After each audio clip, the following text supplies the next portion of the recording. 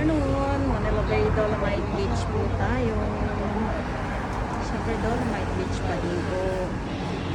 So wala tayong ibang update, kundi Dolomite Beach pa din po. Ayan, magandang tanghali po sa inyong lahat. Ayan, so nandito tayo sa may sa may banyo, sa may CR, sa may entrance. Ayan, kita ko lang sa inyo. So hindi pa po ito bukas sa publiko, kaya abang-abang na lang din po kung kailan po talaga magbubukas sa publiko itong banyo dito. So isa dito sa may Dolomite Sun at isa doon sa may Manila Yacht Club. Friday kahapon ay Thursday, maintenance day kahapon.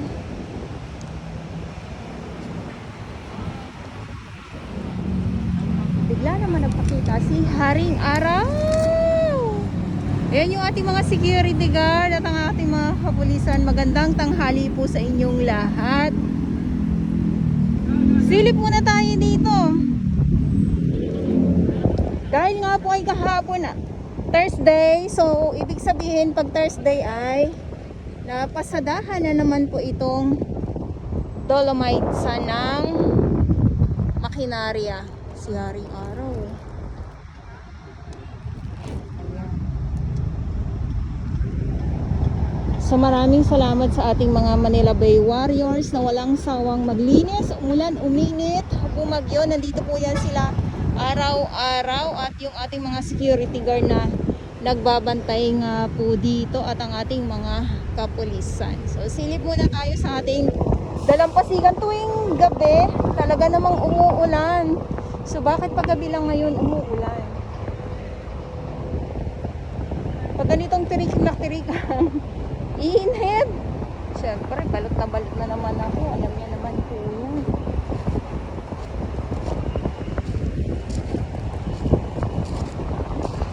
Ngayon ay November 8, 2024. Grabe. Ayan napasadahan kaya medyo nagpapatag na naman yung yung dito na umbok, pumapatag na naman po siya. At yung sinasabi ko sa inyo, pag once na umarangkada yung makinarya, yung panglinis nga po dito, kasi may mga may mga nakukuha na mga iila na yung mga maliliit na mga kalat nga po. So nagbabalik alindog na naman po ang Dolomite Sun at may mga iilan pa din po na mga nasasako. Yan naman ay kukunin naman po yan ng truck. So may naghahakot. Hindi naman po kasi sa isang hakutan, lalo na kung isang truck lang ang kukuha, so hindi ka agad maaalis yan dito sa may loob ng Dolomite. Pero lang pag madami, halimbawa limang truck, 4 na truck, ayan mawawala po talaga kaagad. Pag ganito kainit, wow, wala po kayong makikitang talaga naman ay magbibilad dito sa may dalampasigan dahil sobrang tirik ang araw nga po at sa kasagsagan ng katanghalian.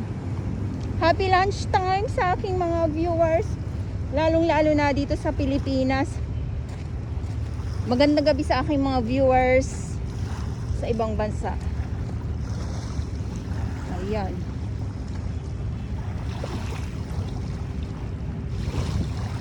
So ito yung ating Dolomite Beach.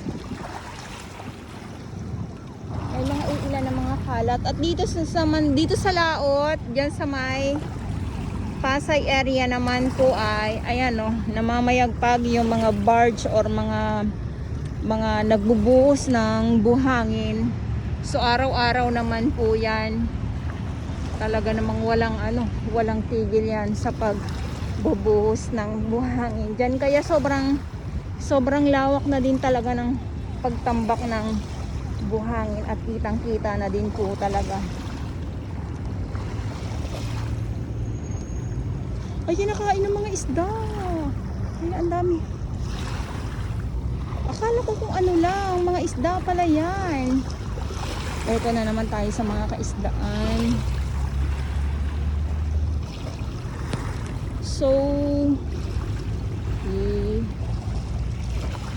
hindi ko lang pa alam kung papalow tide na ba ito.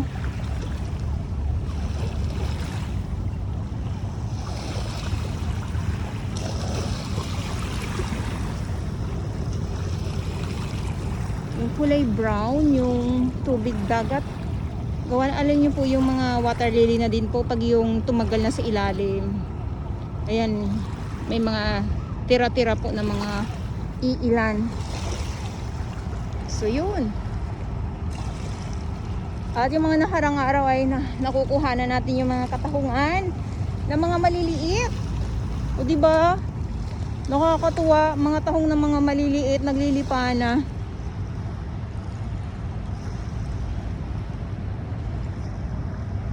Naglilipa na dito sa dalampasigan ng Dolomite Beach po. So yun naman, nakukuhanan ko lang po yun pag sobrang low tide naman po. Sobrang low tide. Yan, so ngayon, hindi ko alam kung papa low tide ba to or papa high tide. Good afternoon po sa inyong lahat at ulitin ko lang po. Ngayon ay November 8, 2024 at sa mga baguhan, yes, welcome sa channel ni Miss Jolani Dorabaus. Mahalin niyo po ako ng buong buo, yun ay hindi galing sa ilong ng Garusbuan. So dahil nagtirik ang araw, siguro mamaya ay magaganda ang sunset. Isa sa pinaka inaabangan ko pag hapon dito ay ang sunset. Grabe na ano ito grabe na sobrang tirik. Natirik ang araw.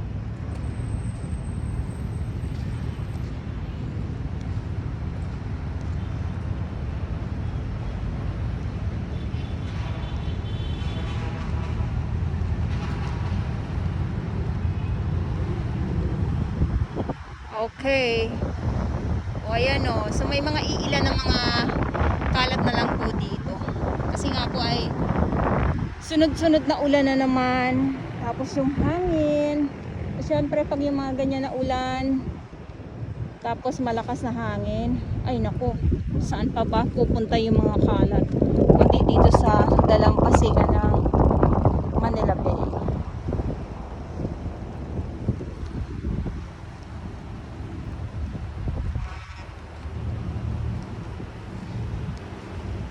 Lumulubog yung sapatos ko.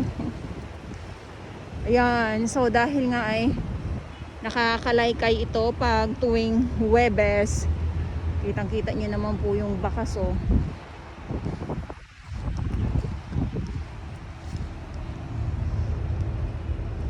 Ayan.